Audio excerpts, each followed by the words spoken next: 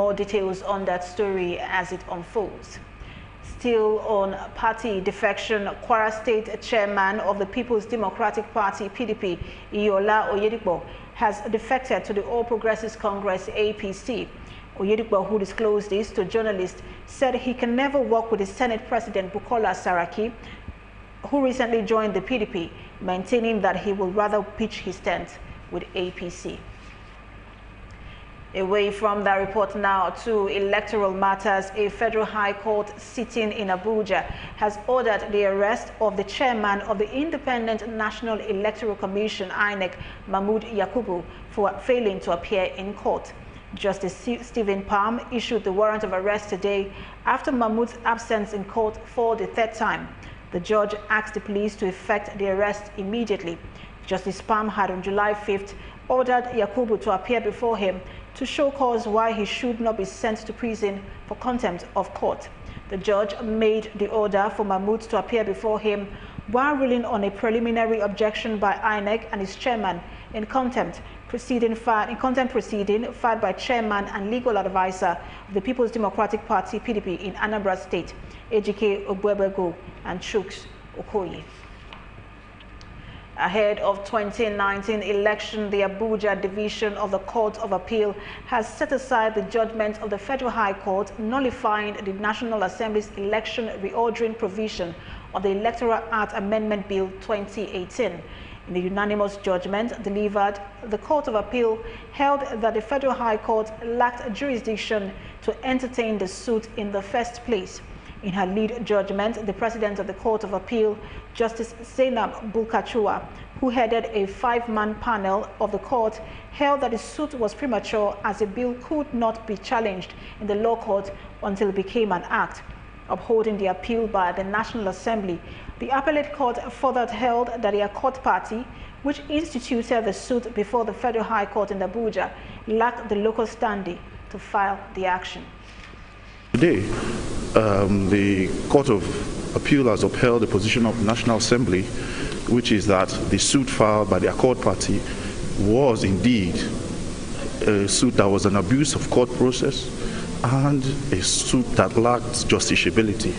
That was the major issue. It determined that once a bill has not followed the procedure under Section 58 until the end, especially in this context where the suit was commenced before the veto override procedure of our client has been invoked, meant that the suit was indeed premature, academic, and lacked no merit. Now, in Sokoto State, a Sokoto State High Court has discharged and acquitted former governor of the state, Atahiru Bafarawa, and 2 others of 22 corruption charges filed against them by the Economic and Financial Crimes Commission, EFCC. The trial judge, Bello Abbas, who dismissed the 22 charges against Bafarawa, said the anti-graft agency failed to prove the allegations beyond reasonable doubt. You will recall that the anti-graft agency accused Bafarawa and the others of misappropriating and embezzling 15 billion naira. The Osun High Court has adjourned proceedings on certificate suit involving the People's Democratic Party PDP candidate in the September 22nd governorship election at Demola Adeleke till August 6. The presiding judge, David Oladimeji, gave the order to enable the parties have access to the relevant documents to be used during the hearing. Report says 2 members of PDP in the state has approached the court for an interlocutory order setting aside the election of Adeleke as PDP governorship flag bearer over alleged non-submission of his secondary school leaving certificate. Oladimeji, however, urged the council to take the interest of the people into considerations in whatever resolutions they reached in order to forestall any erroneous information that might heat up the polity. He also said that all parties in the suit, especially INEC, that was the principal party, had not been served the necessary documents. Away from that report now to Kebbi State, the Kebbi State House of Assembly has declined appointment of the state's acting Chief Judge, Asabe Karatu, over alleged falsification of primary school certificates. You will recall that Karatu was appointed by Governor Atiku Bagudu in 2017 following the retirement of Bala Mairiga. The refusal to confirm her appointment followed a motion by the majority leader Bello Yakubu, representing Benin Kebbi South, during plenary in Benin Kebbi. The Speaker, Abdul Mumin Kamba, said the House would not clear any nominee with altered credentials. Members of the National Assembly representing Kogi State say they can no longer visit their constituencies due to alleged intimidation by Governor Yahaya Bello. In a joint press statement issued in Abuja, 8 of the 12 federal lawmakers called on President Muhammadu Buhari to caution Bello in the interest of the state and Nigeria's democracy. The 3 members of the Senate, among them are Dino Bilai, Ahmed Ogembe, and Atai Aidoko. Members of the House of Representatives are Karim Sunday, Yusuf Ayo, Tajuddin, Egu Emmanuel, Benjamin Okolo, and Omale Atayoma. And in Kano, the Kano state government has expressed dismay over the utterances made by the state's deputy governor Hafiz Abubakar, alleging threat to his life.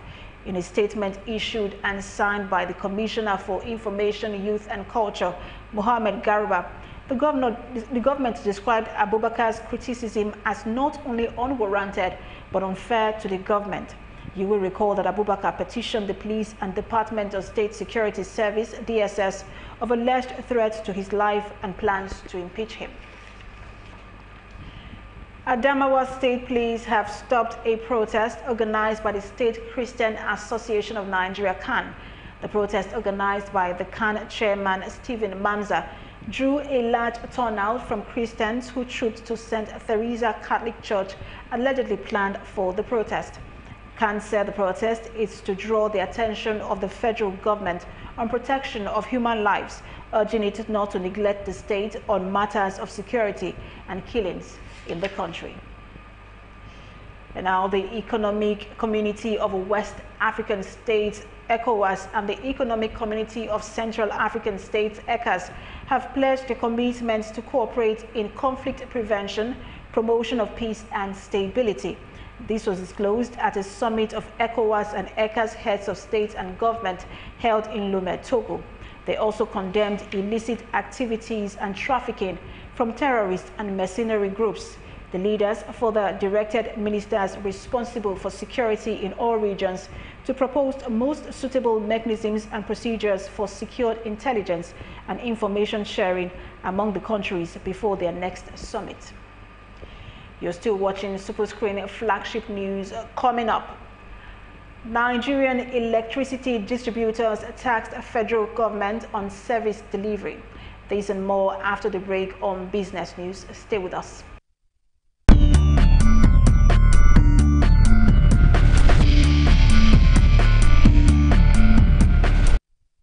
Welcome back. Thanks for staying with us on the news. And now on business and in the power sector. The Association of Nigerian Electricity Distributors, ANED, has urged the federal government to address the tariff gap for Nigerians to receive improved electricity delivery service. While addressing journalists in Abuja, the association's Executive Director, Research and Advocacy, Sunday Oduto, said there is a gap between government-specified tariff and the distribution company's DISCO's tariff, describing it as an impediment to the sustainability of the electricity market. Without positioning the DISCO to succeed by addressing the tariff gap, which the government has mandated and engineered, without doing that, then it will be very unfair to expect miracles from the DISCOs. And we have said it before, that if you bring angels or malaika from heaven to this industry today, that angel will fail. That malaika will be frustrated and will fail, because you cannot be dealing with a product where the buying price is far higher than the selling price. And that's the issue.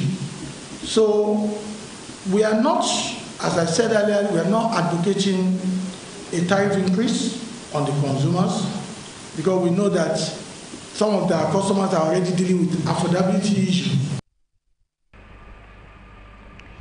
And now on youth unemployment, the federal government, in collaboration with the African Development Bank, AFDB, in Abuja, have inaugurated a task force to tackle the menace of youth unemployment.